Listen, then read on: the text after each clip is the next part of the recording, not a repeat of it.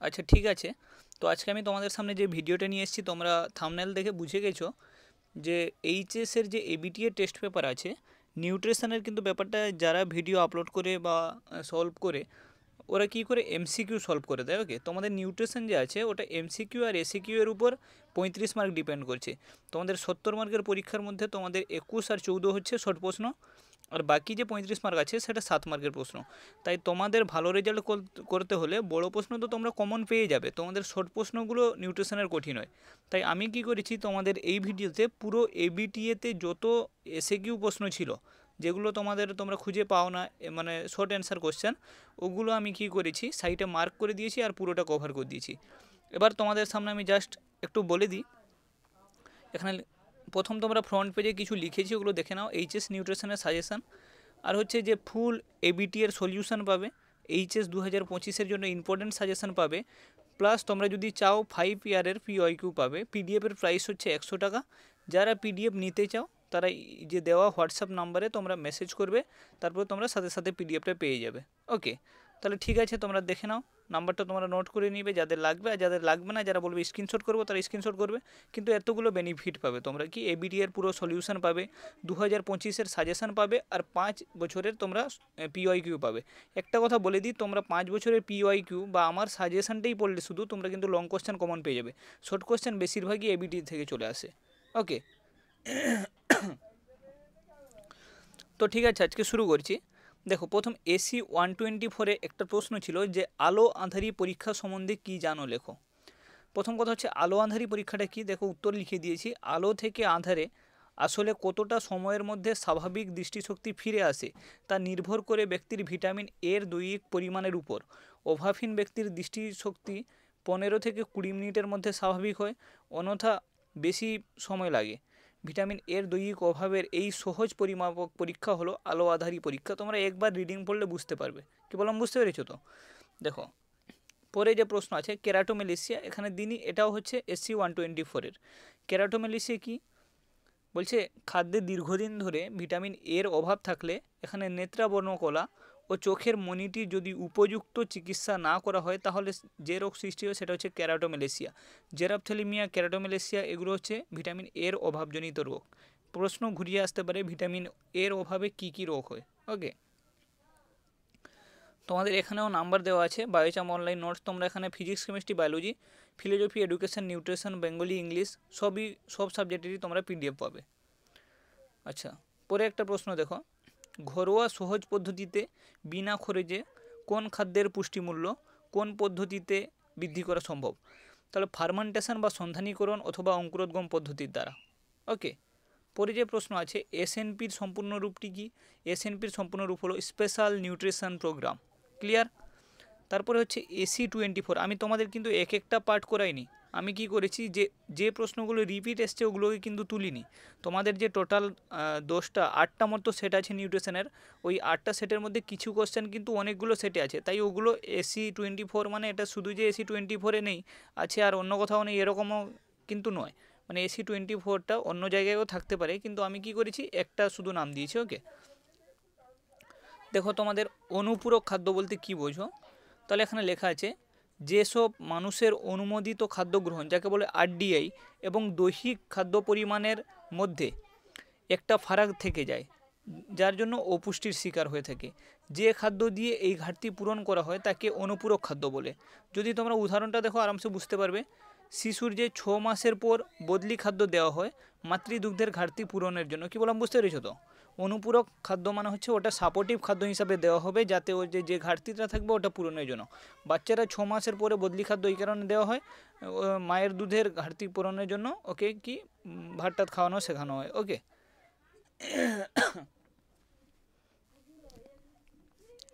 পরে প্রশ্ন আছে গোর GOR এর সম্পূর্ণ রূপটি লেখো। এটা AC 154-এ আছে।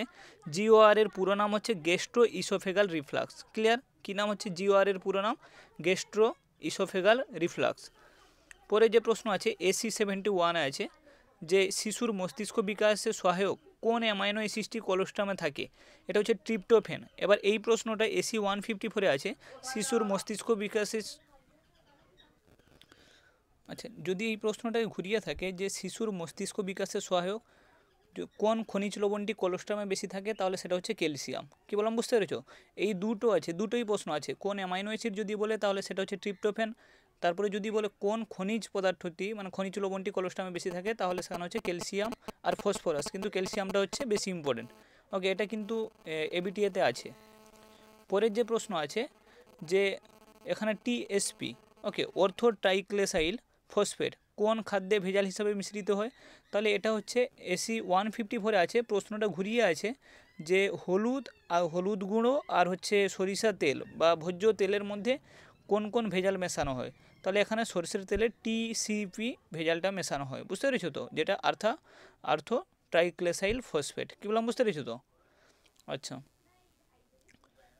পরে যে প্রশ্ন আছে দেহে কোন প্রকার খাদ্য থেকে সবথেকে বেশি এসডিএ পাওয়া যায়, তাহলে সেটা হচ্ছে যে প্রোটিন সমৃদ্ধ খাদ্য থেকে সবথেকে বেশি এসডিএ পাওয়া যায়।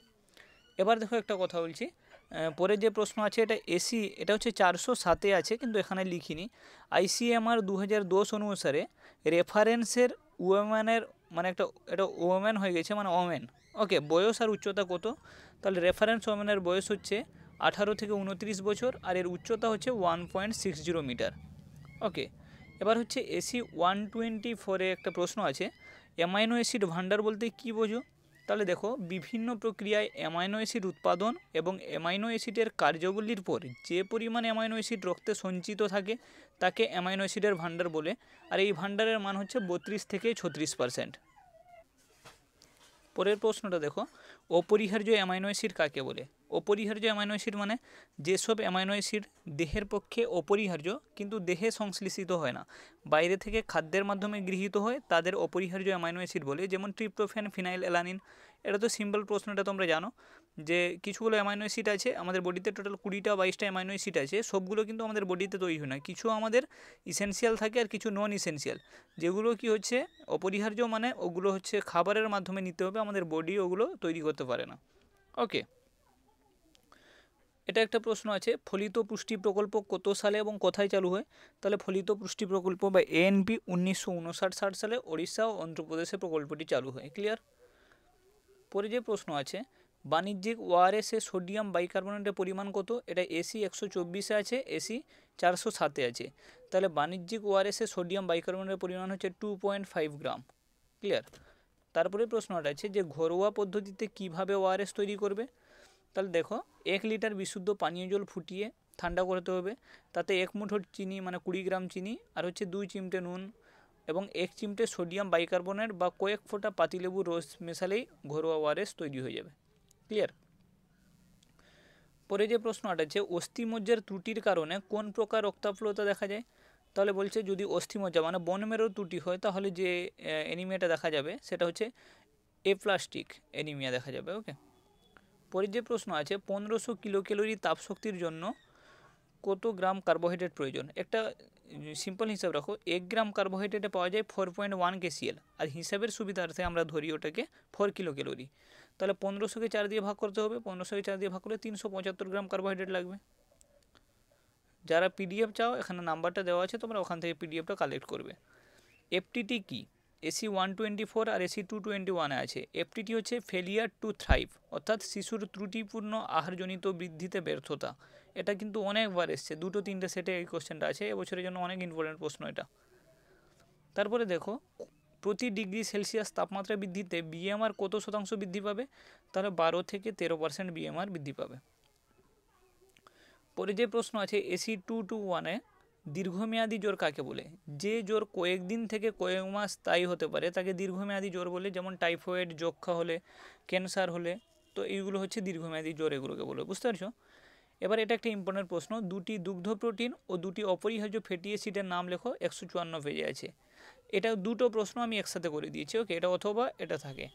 তাহলে দুটো দুগ্ধ প্রোটিনের নাম হচ্ছে ল্যাক্টোঅ্যালবুমিন আর ল্যাক্টোগ্লোবিউলিন, আর দুটো অপরিহার্য ফ্যাটি অ্যাসিডের নাম হচ্ছে লিনোলেইক অ্যাসিড আর লিনোলেনিক অ্যাসিড। দুটো প্রশ্ন, দু রকম উত্তর, গুলিয়ে যাবে না। ল্যাক্টোঅ্যালবুমিন, ল্যাক্টোগ্লোবিউলিন, ফ্যাটি অ্যাসিড বললে লিনোলেইক, লিনোলেনিক। ওকে, তারপরে আসছে যে অ্যামাইলোলাইটিক উৎসেচকের কাজ কি। অ্যামাইলোলাইটিক উৎসেচকের প্রধান কাজ হচ্ছে শর্করা বা কার্বোহাইড্রেটকে ভেঙে দেওয়া। যেমন স্যালাইভারি অ্যামালেজ থাকে, সে কী করে আমাদের যে স্টার্চের উপর শ্বেতসারের উপর ক্রিয়া করে মল্টোজে পরিণত করে। ওকে, তারপরে দেখো পরের প্রশ্ন আছে যে প্রোটিনের উপচিতি বিপাক বলতে কী বোঝো? যে বিপাক ক্রিয়ায় ফলে বিভিন্ন অ্যামাইনো অ্যাসিডের সমন্বয়ের ফলে প্রোটিন সংশ্লেষ ঘটে তাকে প্রোটিনের উপচিতি বিপাক বলে। ক্লিয়ার? এমনি নর্মালি আমরা কি জানি, দেখো প্রোটিন সংশ্লেষ কোষে রাইবোজোমে আরএনএ সাহায্যে বিভিন্ন বিভিন্ন অ্যামাইনো অ্যাসিড যুক্ত হয়ে প্রোটিন তৈরি করে। আচ্ছা নর্মালি তোমাদের একটা বলি, তোমরা যদি বায়োলজি তোমাদের সাবজেক্ট থেকে থাকে তোমরা জানো যে ডিএনএ থেকে আরএনএ তৈরি হবে, আরএনএ কী করবে, অ্যামাইনো অ্যাসিড তৈরি করবে, অ্যামাইনো অ্যাসিডগুলো জুড়ে জুড়ে প্রোটিন তৈরি করে। তো নর্মাল এই কেসটাই হচ্ছে। ওকে, ট্রান্সলেশন ওকে বলে। তারপরে দেখো পরের প্রশ্ন আছে রেগুলেটরি উৎসেচক কাকে বলে? কোষে এক বিশেষ ধরনের উৎসেচক যারা বিভিন্ন বিপাক সংকেত বুঝতে পারে এবং প্রয়োজন মতো বিপাক ক্রিয়াকে নিয়ন্ত্রিত করে তাদের রেগুলেটরি উৎসেচক বলে। যেমন গ্লাইকোলাইসিসের রেগুলেটরি এনজাইম হচ্ছে পিএফকে, ফসফোফ্রুক্টোকাইনেজ আর হেক্সোকাইনেজ। ওই দুটো না থাকলে কিন্তু রিয়াকশানটা হবে না। পরে যে প্রশ্ন আছে এটা ইম্পর্টেন্ট প্রশ্ন, সক্রিয় পরিবহন বলতে কী বোঝো? যে পদ্ধতিতে শোষণজাত শক্তিকে মানে এটিপি ব্যবহার করে সুনির্দিষ্ট বাহক প্রোটিনের সহায়তায় ঘনত্বের নতিমাত্রার বিপরীতে আয়ন বা অণুর পরিবর্তন ঘটে ওকে বলবো সক্রিয় পরিবহন। ওই যে ট্রান্সপোর্ট সিস্টেম 3 রকমের আছে। ওকে ওকে, ওটা তোমরা কিন্তু বই পড়লে তোমরা ওখানে বুঝতে পারবো 3 ধরনের ট্রান্সপোর্ট আছে। পরে যে প্রশ্নটা আছে যাদের পিডিএফ লাগবে কিন্তু তোমরা এখানে অবশ্যই কন্ট্যাক্ট করবে, কারণ তোমাদের হাতে সময় নেই আর তোমাদের জন্য আমি অলরেডি পিডিএফ রেডি করে রেখেছি। পরের যে প্রশ্নটা আছে 20টি কার্বন পরমাণুযুক্ত সম্পৃক্ত ফ্যাটি অ্যাসিড বিটা জারণের ফলে কত অণু অ্যাসিটাইল কোয়ে উৎপন্ন করবে? দেখো কবার ডিভাইড হবে, 20টি কার্বন পরমাণু সম্পৃক্ত ফ্যাটি অ্যাসিডের বিটা জারণ হলে 9 বার সংগঠিত হয়ে মোট 10 অণু অ্যাসিটাইল কোয়ে সংশ্লেষিত হয়, মনে রাখবে এটা। ওকে, 9 বার ডিভাইড হবে মানে 10 বার। এবার তোমরা যারা বিটা অক্সিডেশন জানো না তারা কিন্তু বইতে একবার দেখবে। পরে প্রশ্ন আছে ডি অ্যামিনেশন কাকে বলে? এটা এসি 124-এ আছে। যে পদ্ধতিতে যকৃতে ডি অ্যামাইনেজ উৎসেচকের সহায়তায় অ্যামাইনো অ্যাসিড থেকে অ্যামাইনোমূলক, এখানে NH হয়ে গেছে ওটা NH2 হবে, আর রেডিক্যাল অপসারিত হয়ে কিটো অ্যাসিড উৎপন্ন করে তাকে ডি অ্যামাইনেশন বলে। যেমন সিস্টেইন থেকে পাইরুভিক অ্যাসিড, মানে ওখান থেকে কি হবে, অ্যামাইনো অ্যাসিড থেকে যে ওর ক্ষারীয় গ্রুপ যেটা আছে ওটা বেরিয়ে যাবে দিয়ে কিটো অ্যাসিড তৈরি করবে, তাকে বলবো ডি অ্যামাইনেশন। ওকে, পরের প্রশ্নটা একটা ইম্পর্টেন্ট প্রশ্ন আছে SC 154-এ আর SC 221 আছে। এটা ইউরেমিয়া কি? রক্তে অস্বাভাবিক ইউরিয়ার পরিমাণ বেড়ে গেলে তাকে ইউরেমিয়া বলে। আর বৃক্কে গোলযোগের দ্বারা অনেক সময় বিপাকজাত ইউরিয়া বেড়ে যায় যার ফলে রক্তে ইউরিয়ার মাত্রা বৃদ্ধি করে। লিখে দিলে হয়ে গেলে 1 নম্বর পেয়ে যাবে। পরে যে প্রশ্ন আছে অনুত্তেজক। ওকে, অনুত্তেজক খাদ্য কাকে বলে? এটা SC 154-এ আছে। দেখো যে খাদ্য পেরিস্টালসিস নিয়ন্ত্রিত থাকে অর্থাৎ যান্ত্রিক রাসায়নিক ও তাপীয় উদ্দীপনা হ্রাস করে তাকে আমরা বলবো অনুত্তেজক খাদ্য। সাধারণত পৌষ্টিকনালীর বিভিন্ন রোগে অনুত্তেজক খাদ্য পড়তে থাকে, যেমন পেপটিক আলসার, উদরাময়। পরের প্রশ্নটা আছে এটা দিনই, এটা SC শুধু 24-এ আছে। এ প্রশ্ন ছিল কিটোসিস কি?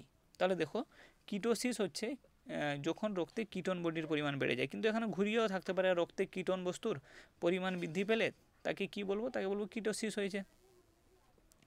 পরের প্রশ্ন একটা ইম্পর্টেন্ট প্রশ্ন যে পরিণত দুগ্ধ বলতে কি বোঝো? তাহলে দেখো কোলোস্টাম ক্ষরণের কয়েকদিনের মধ্যে মাতৃদুগ্ধের পরিবর্তন ঘটে এবং পরিপোষক উপাদান, হরমোন, সক্রিয় উৎসেচক এবং গ্লোবিউলিন সমৃদ্ধ দুগ্ধ খরিত হয়ে এই দুধকে পরিণত দুগ্ধ বলা হয়। মানে ব্যাপারটা হচ্ছে যখন বাচ্চা হয়, প্রথম বাচ্চা, তাহলে কি হচ্ছে মায়ের বডি থেকে কোলোস্টাম নির্গত হয়, যে দুধটা হয় সেটা গাঢ় হলুদ বর্ণ হয়। তো ওইটা কিছুদিন 3-4 দিন থাকবে, তারপরে ওর নর্মাল হোয়াইটিশ কালারের মিল্ক প্রোডাকশন হবে, সেটাকে আমরা বলবো পরিণত দুধ। পরে যে প্রশ্ন আছে শরীর রক্ষাকারী খাদ্য কখন দিতে হয়? মেদবহুল ব্যক্তির ওজন স্বাভাবিক অবস্থায় পৌঁছালে তাকে ওজন কমানোর জন্য, বুঝতে পারছো তো, বা কারোর ওজন ধরে রাখার জন্য সাধারণত 1500 থেকে 1800 কিলো ক্যালোরি সমৃদ্ধ খাদ্য দৈনিক গ্রহণ করতে হয়। পরের প্রশ্ন একটা ইম্পর্টেন্ট প্রশ্ন হচ্ছে ডায়ালিসিস বলতে কী বোঝো? দেখো বৃক্কের কাজ কোনো কারণে ব্যাহত হলে যে পদ্ধতিতে দেহের ক্ষতিকারক বিপাকীয় পদার্থ দেহ থেকে নির্গত করা হয় তাকে ডায়ালাইসিস বলে। কিডনি ফেলিয়ার রোগীদের ক্ষেত্রে এটা দেখা যায় না? ডায়ালাইসিস মানে ছাঁকনির কাজ করা হয় যাতে ওই ইউরিয়া, অ্যামোনিয়া যা মানে যেগুলো দূষিত পদার্থ আছে পেশাবের মাধ্যমে যেগুলো বেরিয়ে যাওয়ার কথা ওগুলোকে ফিল্টার করে দেওয়া হয়। ওকে, এখানে দিয়েছে 90% উপর কিডনি ফেলিয়ার হলে এই পদ্ধতি ব্যবহার করা হয়। দেহে জমা থাকা দূষিত পদার্থ, লবণ, তরলে নির্গমন, রক্তে পটাশিয়াম, সোডিয়াম ক্লোরাইডের মাত্রা ঠিক রাখার জন্য। পরে যে প্রশ্ন আছে SC 124-এ আছে এমডিএমপির প্রধান লক্ষ্যগুলো কি? এটা mid day meal program. Mid day meal প্রোগ্রামের উদ্দেশ্য কি? মিড ডে মিল মানে বোঝো তোমরা। তাহলে এখানে দুটো উদ্দেশ্য দেওয়া আছে, যে শিশুর পুষ্টির মান উন্নত করা, আর শিশুদের স্কুলের উপস্থিতির হার বাড়ানো। হ্যাঁ, কারণ হচ্ছে যে মিড ডে মিল দিলে তবে তো বাচ্চারা স্কুল দৌড়ে যাবে। পরের প্রশ্ন আছে এভিএ কি? এটা SC 154-এ আছে। এবার শুধু যে এটা SC 154-এ আছে এরকম না, এটা অন্যান্য এসিতেও আছে, কিন্তু ব্যাপারটা হচ্ছে যে বারবার এখানে না লিখে দিয়ে একটা করে দিয়েছি। ওকে, এভিএ মানে অডিও ভিজুয়াল এডস। এর মানে হচ্ছে যে পদ্ধতিতে দ্রবণ ও শ্রবণ উভয়ের মাধ্যমে শিক্ষাদান করা হয় তাকে অডিও ভিজুয়াল এডস বলে, যেমন হচ্ছে টিভি। ওকে, দেখে আর শুনে শিক্ষা লাভ করবে। পরে SC 24-এ আছে CDPOর পুরো নাম কি? তাহলে CDPOর পুরো নাম চাইল্ড ডেভেলপমেন্ট প্রজেক্ট অফিসার। এই প্রতিষ্ঠানের সঙ্গে যুক্ত, কোন প্রতিষ্ঠানের সঙ্গে যুক্ত? এটা ICDS এর সঙ্গে যুক্ত। এই প্রশ্নটা ঘুরিয়ে আছে 2-3 জায়গায়। পরে আছে SC 269-এ গোবি সম্পর্কে কি জানো? গোবি এটা 2 মার্কের প্রশ্ন। এখানে গোবি সম্পর্কে পরীক্ষায় প্রশ্ন ছিল 1 মার্কের, গোবি পুরো নাম কি? তাহলে ইউনিসেফের একটি কর্মসূচি হচ্ছে গোবি, যার পুরো নাম হচ্ছে G ফর গ্রোথ চার্ট মানে শিশুর বিকাশ আর বৃদ্ধির লেখচিত্র, O ফর ওরাল রিহাইড্রেশন মানে উদরাময় আর জলভাব দূর করা, B ফর ব্রেস্ট ফিডিং মানে শিশু স্বাস্থ্য ও জননী সুরক্ষা মাতৃদুগ্ধপান, আর I ফর ইমিউনাইজেশন মানে ইমিউনিটি পাওয়ার বাড়ানোর জন্য টিকা প্রদান। ক্লিয়ার? পরের প্রশ্ন আছে বায়োটিক পটেনশিয়াল কাকে বলে? এটা SC 24-এ আছে। অনুকূল পারিপার্শ্বিক পরিবেশে কোনো জীবের সর্বোচ্চ জনন ক্ষমতাকে বায়োটিক পটেনশিয়াল বলে। হায়েস্ট সে তার কতগুলো সন্তানের জন্ম দিতে পারে। পরের প্রশ্ন আছে SC 221-এ আছে জনসংখ্যা বৃদ্ধির সমীকরণটা লিখতে। তাহলে জনসংখ্যার বৃদ্ধির সমীকরণ হচ্ছে P = P0 × e⁻RT। এবার তোমরা পারলে এটা লিখে দিবে যে P মানে হচ্ছে T সময়ের পরে মোট জনসংখ্যা, P0 মানে হচ্ছে T সময় শুরুর আগের জনসংখ্যা, R সমান হচ্ছে জনসংখ্যা বৃদ্ধির হার, আর T সমান হচ্ছে সময়, আর E যেটা আছে ওটা রুলার নাম্বার 2.71 এটা ওর একটা স্পেসিফিক ভ্যালু আছে। পরে CFTRI কবে কোথায় প্রতিষ্ঠিত হয়? এটা SC 311-এ আছে। তোমরা একটা কাজ করবে, যেগুলো পুরো নাম আছে ওগুলো মুখস্থ করবে অবশ্যই। তাহলে CFTRI 1950 সালের 1 অক্টোবর মহীশূরে প্রতিষ্ঠিত হয়। ক্লিয়ার? পরের প্রশ্ন আছে এটা রান্নাঘর সংলগ্ন বাগানের উপযোগিতা। এই প্রশ্নটা 2বার আছে বলে এখানে কিন্তু কোন SC-তে আছে ওটা দিইনি। তাহলে রান্নাঘর সংলগ্ন বাগানের উপযোগিতা হচ্ছে সারা বছর ধরে পরিবারের প্রয়োজনীয় শাকসবজি যোগান দেওয়া সম্ভব হয়, আর সহজেই পুষ্টিকর খাদ্য মিলে যা ভিটামিন ও খনিজ লবণের অভাবজনিত রোগ প্রতিরোধ করে। রান্নার ঘরের আশেপাশে যেসব সবজি চাষ করে দিবে। পরে প্রশ্ন আছে যে নেফ্রোলিথিয়াসিস বা ইউরোলিথিয়াসিস কাকে বলে? এটা SC 154-এ আছে। দেখো, যখন কোনো কারণে মূত্রের ঘনত্ব বৃদ্ধি পায় তখন এই কঠিন উপাদান সঞ্চিত হয়ে পাথর উৎপন্ন করে বৃক্কে পাথর সৃষ্টি হওয়াকে বলে ইউরোলিথিয়াসিস বা নেফ্রোলিথিয়াসিস। ওকে, মানে কিডনিতে স্টোন হয়ে যায়। কেন হয় বুঝতে পারছো তো? মূত্রের ঘনত্ব বেড়ে গেলে ওতে কঠিন উপাদান সঞ্চিত হয়ে যাবে, তাই বেশি করে জল খেতে হবে। পেপটিক আলসারের জন্য দায়ী ওষুধটির নাম কি? এবার পরীক্ষায় কিন্তু SC 154-এ এ প্রশ্নটা ছিল না, প্রশ্ন ছিল পেপটিক আলসারের জন্য দায়ী ব্যাকটেরিয়ার নাম কি? ব্যাকটেরিয়ার নাম তোমরা মনে রাখবে হেলিকোব্যাক্টার পাইলোরি, আর এই যে ওষুধটার নাম হচ্ছে NSAID নন স্টেরয়েডিয়াল অ্যান্টি ইনফ্লামেটরি ড্রাগ বা অ্যাসপিরিন। এটা হচ্ছে পেপটিক আলসারের জন্য দায়ী। ব্যাকটেরিয়ার নাম কি বললাম? ব্যাকটেরিয়ার নাম বললাম আমি হেলিকোব্যাক্টার পাইলোরি, আগের বছর এসে গিয়েছিল। এবার দেখো SC 154-এ আছে যক্ষা রোগের জীবাণুর নাম কি? এটা সবাই জানো, মাইকোব্যাকটেরিয়াম টিউবারকিলোসিস। ওকে, পরে যে প্রশ্নটা আছে যে SC 407, এটা হচ্ছে লাস্ট সেটে এই প্রশ্নটা ছিল দৃশ্যগত আবর্তন মানে কি? দেখো, চোখের রেটিনায় যে রোডোপসিন কোষ ওটা আবছা আলোতে দেখতে সহায়তা করে। যখন আমরা উজ্জ্বল আলো থেকে অন্ধকারে আসি তখন রোডোপসিন ভেঙে গিয়ে প্রোটিন অপসিন আর রেটিনল তৈরি করে, ফলে ভালোভাবে পরিষ্কার দেখতে পাই না। কিছুক্ষণ পরও আমরা আবার পুনরায় দেখতে পাই, কারণ রোডোপসিন পুনর্গঠিত হয়। এটি একটা আবর্তন হচ্ছে, কে বলবো?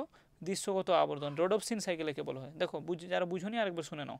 আমরা যখন এমনি রোদ থেকে আসি বাড়িতে তখন কী হবে, আমাদের যে সূর্যের তাপের সময় মানে আমাদের পুরো চোখের সূর্যের সানলাইটটা পড়ছে, যখন আমরা হঠাৎ ঘরে ঢুকি তখন আমাদের কি মনে হয় যে পুরো আমাদের চোখের সামনে সব অন্ধকারের কারণ হচ্ছে এটা রোডোপসিনটা কী করে ভেঙে অপসিন আর রেটিনল তৈরি করে।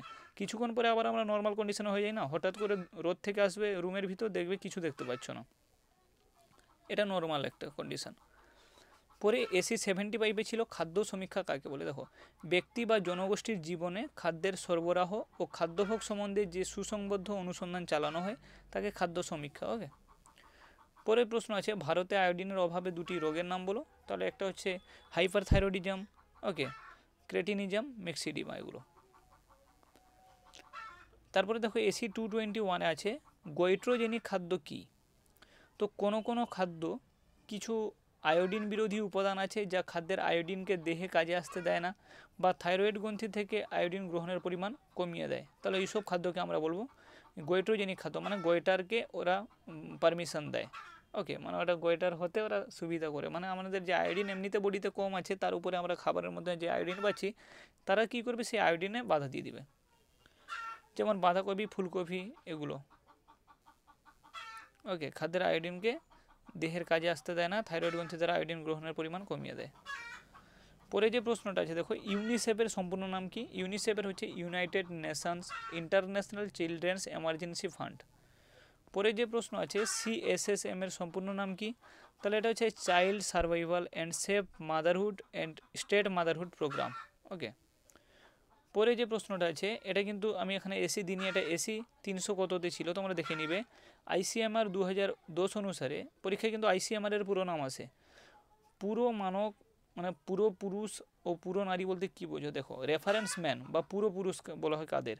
আইসিএমআর বলতে বোঝায় যার বয়স 18 থেকে 29, ওজন 60 কেজি, উচ্চতা 1.73 মিটার, বিএমআই হচ্ছে 20.3, নীরব, কর্মঠ ও দিনে 8 ঘন্টা পরিশ্রমের কাজ করে।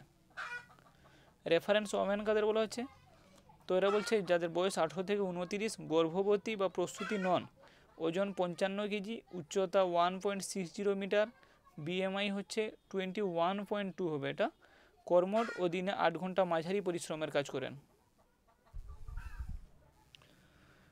পরের প্রশ্ন আছে অধিক পিউরিনযুক্ত দুটি খাদ্যের নাম বলো। তাহলে বিনস আর শুটি হচ্ছে এগুলো অধিক পিউরিনযুক্ত খাদ্য।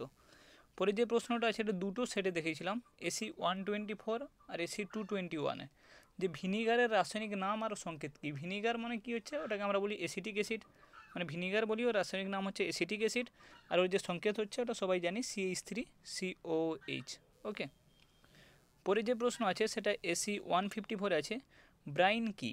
দেখো অধিক লবণযুক্ত জলকে আমরা বলবো ব্রাইন। এটা কি করা হয় মাছ মাংস সংরক্ষণে, জানো এটা করা হয়, কারণ যদি মাছটা কোনো কারণে যদি বাড়িতে রান্নার প্রবলেম হয় তাহলে কি করা হয় যে ওই মাছটাকে নুন মাখিয়ে রেখে দেওয়া হয় যাতে কিছুক্ষণ পর্যন্ত ওটা ঠিক থাকতে পারে। মাছ মাংসকে ওই জন্য লবণে সংরক্ষণ করা হয়।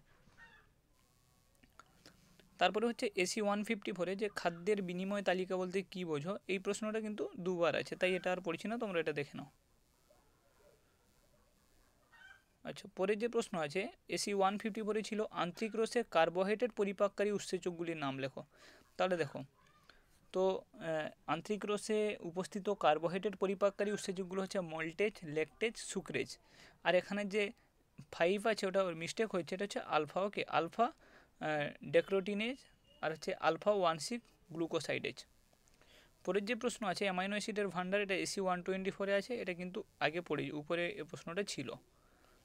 পরে যে প্রশ্নটা আছে ইম্পর্টেন্ট প্রশ্ন, যে ট্রান্সমিথাইলেশন বলতে কি বোঝো, এটা এসি 221-এ। তো একটি অ্যামাইনো অ্যাসিড থেকে মিথাইল মূলকের অন্যথা স্থানান্তরকে বলবে ট্রান্সমিথাইলেশন বা মিথাইল বর্গের স্থানান্তর বলে। তো একটা অ্যামাইনো অ্যাসিড থেকে মিথাইল গ্রুপটিকে যদি সরিয়ে নেওয়া হয় মানে CH3 গ্রুপকে, তাহলে ওকে আমরা বলবো কি ট্রান্সমিথাইলেশন। পরে যে প্রশ্নটা আছে যে সহ উৎসেচক কাকে বলে। তাহলে উৎসেচকের সঙ্গে যে ও প্রোটিন তাপ সহনকারী কেলাস অংশটি শিথিল ও অস্থায়ীভাবে আবদ্ধ থাকে এবং উৎসেচকের সক্রিয়তা বাড়ায় তাকে বলবো সহ উৎসেচক বা কোএনজাইম, ওকে।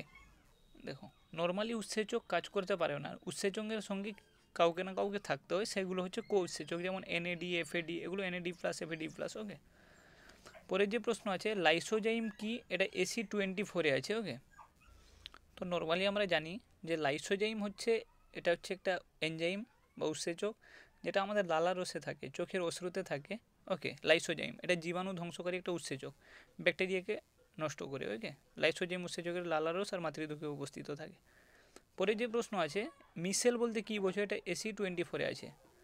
তাহলে দেখো ক্ষুদ্রান্তের মধ্যে ক্ষারধর্মী পরিবেশে মনোগ্লিসারেলডিহাইড ও মনোগ্লিসারাইড ও দীর্ঘতর fatty acid, cholesterol, vitamin D আর ই, সোডিয়াম কার্বনেট প্রভৃতির সংমিশ্রণে যে জলে দ্রাব্য পিত্তলবণ দ্বারা ক্ষুদ্র ক্ষুদ্র ফ্যাট উৎপন্ন হয় তাকে বলবো মিসেল, ওকে, মনে রাখবে।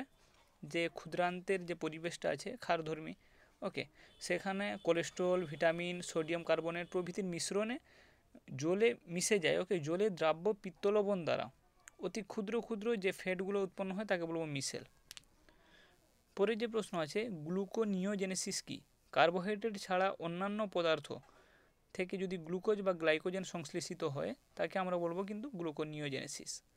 পরের প্রশ্নটা আছে AC-124-এ PAR বলতে কি বোঝো? PAR এর পুরো নাম ছিল যে ফিজিক্যাল অ্যাক্টিভিটি রেশো। তো দেখো, বিশ্রামরত অবস্থায় এবং কায়িক শ্রমরত অবস্থায় ব্যক্তির শক্তির পরিমাণ BMR এর গুণিতক প্রকাশ করা হয় তাকে বলবো PAR। PAR প্রতি মিনিটে শ্রমের জন্য ব্যয়িত শক্তি ও প্রতি মিনিটে BMR এর জন্য ব্যয়িত শক্তির অনুপাত। পরের যে প্রশ্ন আছে যে AC-221-এ যে পুরো নারী বলতে কি বোঝো? তাহলে এটা কিন্তু আগেই করেছি যে এর বয়স কত হবে, তিনি গর্ভবতী থাকতে হবে না, ওজন একটা নির্দিষ্ট থাকতে হবে, হাইট আর BMR একটা নির্দিষ্ট থাকবে, কিন্তু 8 ঘন্টা পরিশ্রমের কাজ করে, এমন নারীকে বলছে পুরো নারী। পরে যে প্রশ্ন আছে পলিইউরিয়া আর পলিফাজিয়া কি? এটা AC-24 আর AC-221 আছে। দেখো, পলিইউরিয়া আর পলিফাজিয়া ডায়াবেটিস রোগের লক্ষণ। ঘন ঘন মূত্রত্যাগের ইচ্ছাকে বলে পলিইউরিয়া, আর আহারের ইচ্ছা বেড়ে যাওয়াকে বলে পলিফাজিয়া। এটা ইম্পর্টেন্ট প্রশ্ন, ভালো করে রাখবে। GOR কি? ওটা ওখানে করানো হয়েছিল যে গ্যাস্ট্রো ইসোফেগাল রিফ্লাক্স, মানে শিশুর খাদ্য গ্রহণে শিশুর খাদ্য উগরে ফেলে বা বমি করে। গোয়ের সমস্যা হলে যে শিশুর বুক জ্বালা করতে পারে এবং সে খুব কাঁদবে, তার পিঠ বেঁকিয়ে ফেলবে আর খাদ্য গ্রহণে আপত্তি জানাবে, ছোট বাচ্চার রোগ। পরে যে প্রশ্ন আছে খুবই ইম্পর্টেন্ট আর ভালো প্রশ্ন, T3 আর T4 এর সম্পূর্ণ নাম। এটা AC-24 আর AC-124-এ আছে, যে ট্রাই আয়োডোথাইরোনিন আর হচ্ছে টেট্রা আয়োডোথাইরোনিন। T3 আর T4 এর পুরো নাম। এটা T4 যেটা আছে ওকে আমরা বলি থাইরক্সিন হরমোন।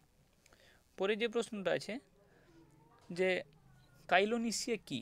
তীব্র লৌহ ঘটিত, ওকে, তীব্র লৌহ ঘটিত রক্তাপ্লতা রোগে লোহার অভাবে নখ চামচের আকার ধারণ করে, এই উপসর্গকে আমরা বলবো কাইলোনেসিয়া। নখ ভঙ্গুর হয়ে যাবে, ওকে।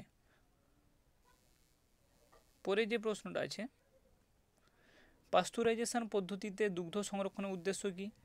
তাহলে পাস্তুরাইজেশন পদ্ধতিতে দুগ্ধ সংরক্ষণের মূল উদ্দেশ্য হচ্ছে তাপের প্রভাবে রোগ জীবাণু ধ্বংস করে দুধের পুষ্টির পরিমাণ বজায় থাকে, কিছুদিন দুধ স্বাভাবিক অবস্থায় থাকে, অবিকৃত অবস্থায়। এসইউ কি? এটা কিন্তু 75 আর 221 উভয় জায়গায় আছে। এসইউ এর পুরো নাম হচ্ছে অ্যাডাল্ট কনজামশন ইউনিট বা প্রাপ্তবয়স্কের খাদ্য গ্রহণের একক। ICMR এর মধ্যে যে খাদ্য নিরীক্ষা পরিকল্পনা হয় তাতে বলছে 2400 ক্যালোরি খাদ্যকে একক হিসাবে ধরে বিভিন্ন বয়সে নারী আর পুরুষের খাদ্যের পরিমাণ নির্ণয় করা হয়, ওকে। তাহলে এখানে উদাহরণ দিয়েছে অল্প পরিশ্রমী নারীর 1900 KCl প্রয়োজন, তা 2400 KCl দিয়ে ভাগ করে দিতে হবে। 1900/2400 মানে 0.8, নারীর এসইউ হচ্ছে 0.8। পরে যে প্রশ্নটা আছে যে NNMBর পুরো কথাটি কি? NNMBর পুরো কথা হচ্ছে ন্যাশনাল নিউট্রিশন মনিটরিং, ওকে, বেরেও। পুষ্টি শিক্ষার প্রধান উদ্দেশ্য, এটা AC-24 আর AC-124-এ আছে। দেখে নিবে পুষ্টি শিক্ষা হলে কি হবে, কিছুটা তো সম্বন্ধে অজ্ঞতা আর নানা কুসংস্কার থেকে দূরে থাকতে পারবে। তারপরে যে প্রশ্নটা ইম্পর্টেন্ট প্রশ্ন, যে WHO আর ইউনিসেফের সুপারিশ অনুযায়ী ORS পাউডারে সোডিয়াম বাইকার্বনেটের আর পটাশিয়ামের পরিমাণ কত? সোডিয়াম বাইকার্বনেট হচ্ছে 2.5 গ্রাম আর পটাশিয়াম ক্লোরাইড হচ্ছে 1.5 গ্রাম। পরের প্রশ্নটা কিন্তু আগে ডিসকাস করেছি, ক্যারাটোমেলেসিয়া কি? এগুলো ক্যারাটোমেলেসিয়া, জেরাপ্থ্যালিমিয়া এগুলো ভিটামিন এর অভাবে গঠিত রোগ। পরের প্রশ্নটা লাস্ট সেটে আছে নিউট্রিশনের, যে পার্সিনিয়াস রক্তাপ্লতার কারণ কি?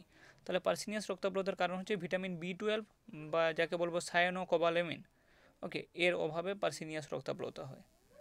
রান্নাঘর সংলগ্ন সবজি বাগানের সুবিধা, এটা কিন্তু আগে ডিসকাস করেছি। কোয়াশিয়কর রোগের দুটি লক্ষণ, এটা হচ্ছে শিশুটির মুখ চাঁদ মুখ হয়, মানে পোর্ট বেলি ভুঁড়ি হয়ে যায়, দেহে অঙ্গ প্রত্যঙ্গ জল জমে যায় যাকে এডিমা বলে, মাংসপেশির ক্ষয় লক্ষ্য করা যায়। পরে যে প্রশ্নটা আছে পিত্তরসে উপস্থিত পিত্ত লবণগুলির নাম কি? তাহলে একটা নাম হচ্ছে সোডিয়াম টোরোকোলেট আর একটা নাম হচ্ছে সোডিয়াম গ্লাইকোকোলেট। তারপরে এটা তোমাদের সেটে প্রথম MCQ ছিল যে করিচক্র নিয়ন্ত্রণকারী দুটি হরমোনের নাম লেখো। অনেকে এটা ভুল উত্তর দিয়েছে। করিচক্রকে নিয়ন্ত্রণ করে হরমোনটা হচ্ছে সেটা হচ্ছে ইনসুলিন, গ্লুকাগন, অ্যাড্রিনালিন। তাহলে উত্তর কী হবে? করিচক্র। পরীক্ষায় এই তিনটা অপশান দিয়ে দিবে কোন চক্র, বেশিরভাগই মানুষ ক্রেবস চক্রকে দাগ মেরে আসে। পরের প্রশ্ন ট্রান্সএমিনেশন মানে অ্যামাইনো অ্যাসিড থেকে যে অ্যামিনো গ্রুপটাকে অপসারণকে বলে ট্রান্সএমিনেশন। তারপরে এখানে দিয়েছে যে এত গ্রাম স্নেহ পদার্থ আর এত গ্রাম কার্বোহাইড্রেট এত গ্রাম প্রোটিন একটা স্কুল টিফিনে মোট ক্যালোরি সরবরাহ করবে কত AC24-এ। তাহলে দেখো 1 গ্রাম ফ্যাট থেকে 9.3, তাহলে 6.4 গুণ করে দিবে, আর কার্বোহাইড্রেটকে তোমার 4.1 আর প্রোটিনকে 4.1 দিয়ে গুণ করে সব যোগ করবে। ওকে, তাহলে এখানে সুবিধার্থে 4 ধরা হয়েছে, কিন্তু তোমরা ক্যালকুলেটার ইউজ থাকলে 4.1 করবে, সুবিধা হবে। তাহলে উত্তর হচ্ছে 182.4 kcal। অ্যামাইনো অ্যাসিডের ভান্ডার আগে ডিসকাস করা হয়েছে। এটা একটা ইম্পর্ট্যান্ট প্রশ্ন। AC221-এ ছিল BMI, বডি মাস ইন্ডেক্স যে আছে ওর সূত্র কি, সেটা হচ্ছে ওজন বাই উচ্চতার স্কোয়ার। ওকে,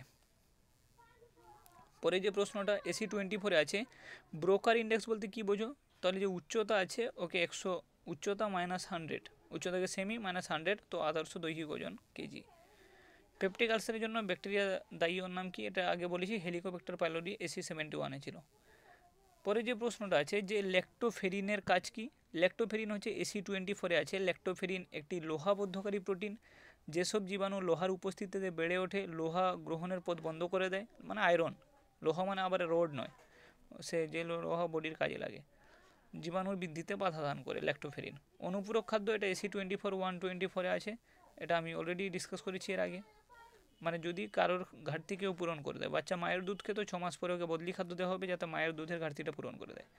AC154-এ আছে FWP-র পুরো নাম, তাহলে ফুড অ্যান্ড ওয়ার্ক প্রোগ্রাম। পরে যে প্রশ্নটা আছে যে কেয়ার এর সম্পূর্ণ রূপ নামটা কি, AC154-এ আছে cooperation for assistance and relief everywhere.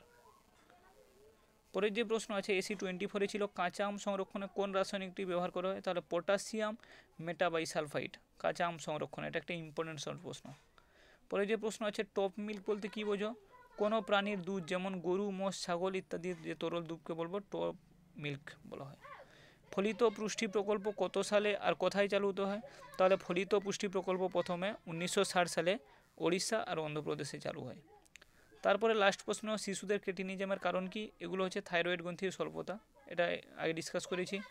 কোন ভিটামিন ও খনিজ লবণের অভাবে অ্যানিমিয়া রোগ হয়, তাহলে এটা হচ্ছে ফলিক অ্যাসিড বা ভিটামিন B12-এর অভাবে অথবা ভিটামিন B6-এর অভাবে। খনিজ লবণ হচ্ছে লোহার অভাবে অ্যানিমিয়া রোগ হয়। ওকে, আচ্ছা এখানে লাস্ট একটা প্রশ্ন বলে দিচ্ছি, জন্ডিস কয় প্রকার, জন্ডিস হচ্ছে 4 প্রকার, হিমোলাইটিক, অবস্ট্রাকটিক, হেপাটোসেলুলার আর ভাইরাল বলতে পারো। ওকে, না হলে 3 ভাগে ভাগ করে ওকে এইভাবে ভাগ করে দিতে পারো, টোটাল জন্ডিস হচ্ছে এত প্রকার।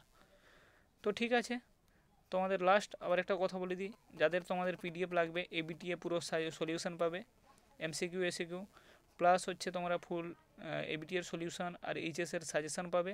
ওকে, PDF প্রাইস হচ্ছে 100। যাদের PDF লাগবে তারা এই নাম্বারে হোয়াটসঅ্যাপে মেসেজ করো। ঠিক আছে, ভালো থেকো, বেস্ট অফ লাক।